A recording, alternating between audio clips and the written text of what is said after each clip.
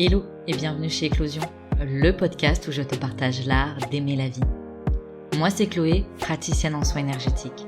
J'accompagne ceux qui le souhaitent à prendre conscience de leur potentiel et à faire rayonner leur lumière. Ici, je te propose des pistes et sujets de réflexion pour éclore à toi-même et faire éclore tes projets et aspirations. Si tu souhaites faire le plein de bonnes vibes, d'inspiration et de motivation, compte jusqu'à 3 et ensemble, on y va.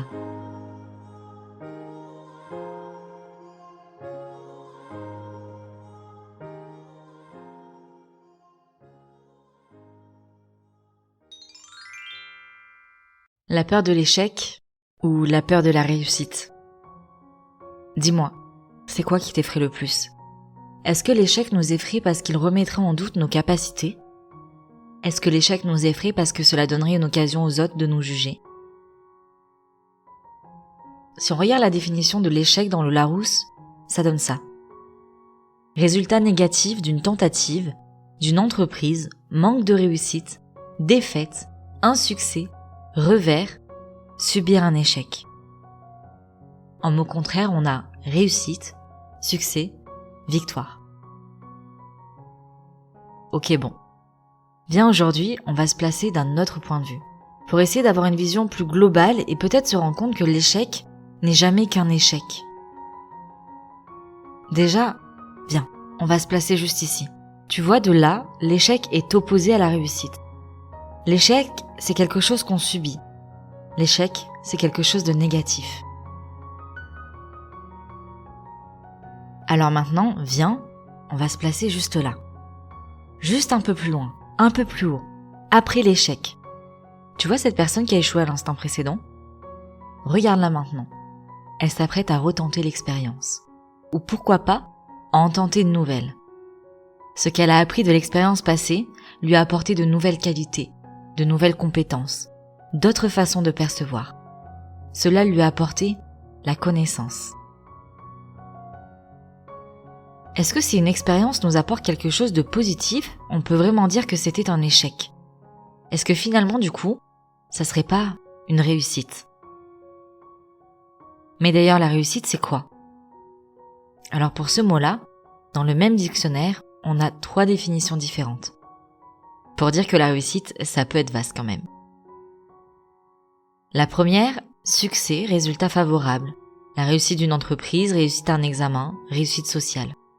En mot contraire, l'échec. La deuxième définition, entreprise, action, œuvre qui connaît le succès. Synonyme, succès, triomphe. La troisième, jeu de cartes au cours duquel un joueur solitaire s'efforce de placer ou d'employer toutes les cartes selon une combinaison déterminée. Synonyme, patience. Ça me fait sourire de voir que dans un même dictionnaire, on a une seule définition de l'échec et 3 de la réussite. Comme si la réussite c'était quelque chose de confus, mais qu'en revanche l'échec c'était quelque chose de très bien défini, de très clair. Une seule voie, mais bon, c'est pas ça qui compte. Je te propose maintenant qu'on se repose les mêmes questions qu'on s'est posées au début, mais avec la réussite. Est-ce que la réussite nous effraie parce qu'elle remettrait en doute nos capacités? Est-ce que la réussite nous effraie parce que cela donnerait une occasion aux autres de nous juger? Alors peut-être que dans la peur de réussir, il y a cette notion d'inconnu. Qu'est-ce que la réussite va engendrer? Vais-je réussir à m'adapter? Allez viens, on se place encore ailleurs pour regarder la réussite. Imagine un chemin qui monte en haut d'une montagne. Le chemin, il est rarement direct, il y a des lacets, des virages, et la montée se fait progressivement. La réussite, c'est pareil. Un pas après l'autre, ce qui laisse le temps de s'adapter, de faire des pauses et de réajuster si besoin. Et une fois arrivé en haut de la montagne, on peut prendre un moment déjà pour admirer, savourer, puis tranquillement choisir ce qu'on veut faire. Monter des sommets encore plus haut. Après tout, on l'a vu, un pas après l'autre, ça se fait. Ou décider d'escalader un autre genre de montagne, dans une autre ambiance, un autre climat. Et pourquoi pas, longer le bord des mers, des océans, et peut-être même s'y plonger dedans. Est-ce que tu crois pas qu'au final, qu'il s'agisse d'échec ou de réussite, c'est pas tant le résultat qui compte, mais le voyage qui précède.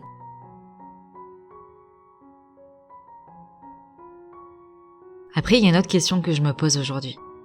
Est-ce que c'est vraiment la réussite ou l'échec qui nous fait peur? Quand bien même on sait que les choses sont ce que nous en faisons.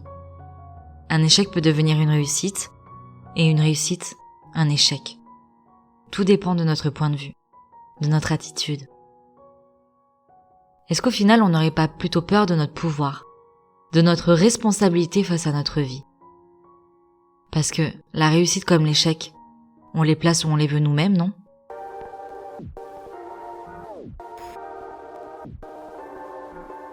Et voilà, c'est déjà la fin de cet épisode, j'espère qu'il t'aura plu et surtout qu'il t'aura inspiré. Si tu souhaites découvrir un peu plus de mon univers ou prolonger l'aventure, tu peux t'abonner à mon compte Instagram eclos.si.ion. Je sais, c'est pas le nom le plus simple, du coup tu peux aussi le retrouver dans la barre de description.